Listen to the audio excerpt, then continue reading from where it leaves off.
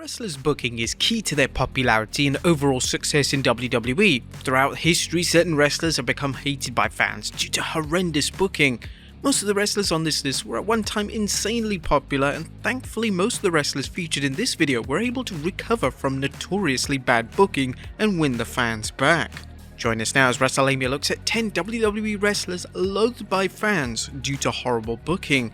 Be sure to subscribe and hit that notification bell for daily wrestling videos, and follow us on Facebook for exclusive lists. Also check out our new channel, Wrestlelamia Shorts.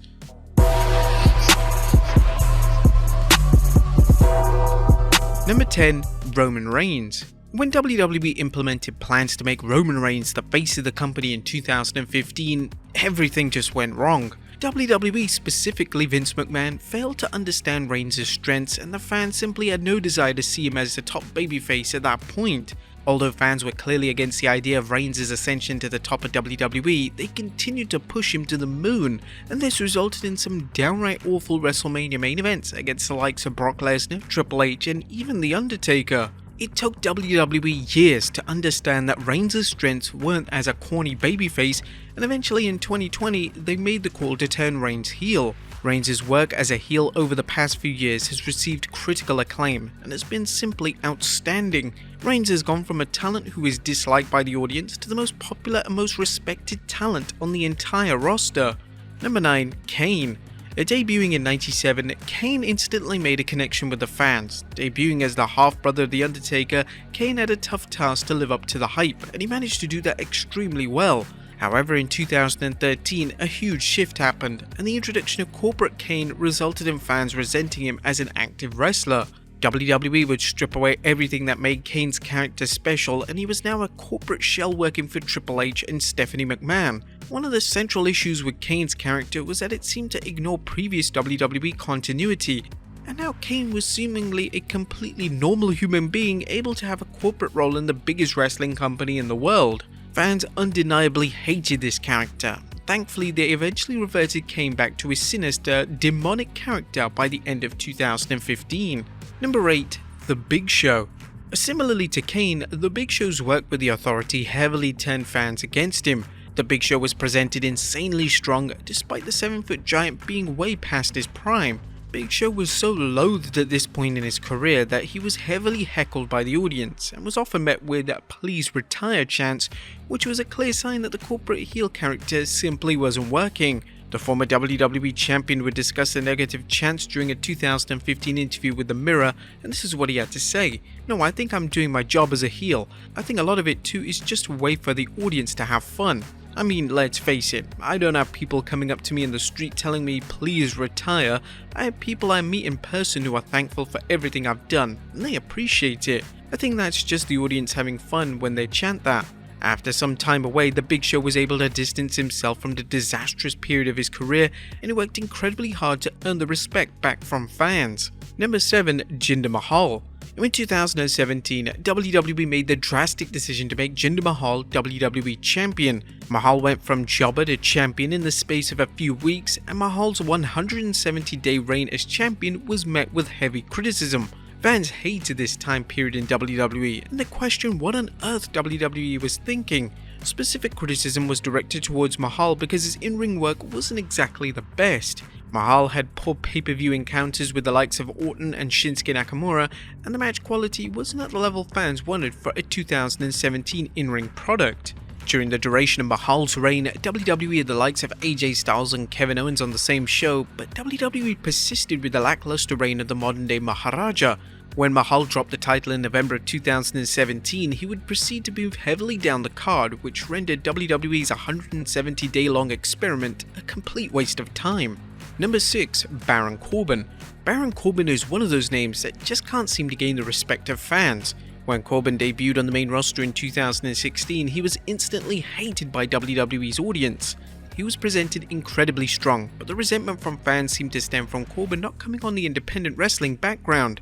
Corbin's work with the likes of Roman Reigns, Kurt Angle and Drew McIntyre received vast criticism, as the feuds were rather boring and most of the blame fell on Corbin.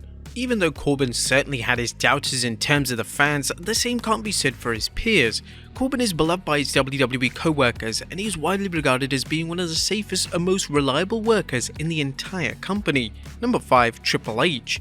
2 decades before Triple H was hailed as a savior of WWE, he was without a doubt the most hated wrestler in the company. During his infamous reign of terror, fans believed that WWE and Triple H were holding back popular talent such as Rob Van Dam and Booker T, and WWE were only focused on presenting Triple H in the strongest manner possible. The negative reputation had heavily damaged the relationship between Triple H and the fans for several years, and it was only in 2005 and Triple H's willingness to make Batista into the next big thing when a huge shift began to take place. Number 4. Batista.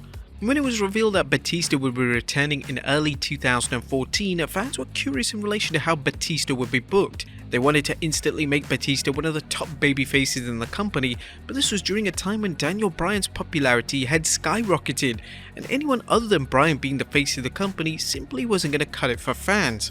Batista would win the 2014 Royal Rumble, and this ended up being one of the most hated booking decisions of all time, as the crowd turned on the animal, as WWE didn't even include Bryan in the Rumble match itself. The negative crowd responses to Batista resulted in WWE turning him heel, and thankfully they amended the WrestleMania 30 main event.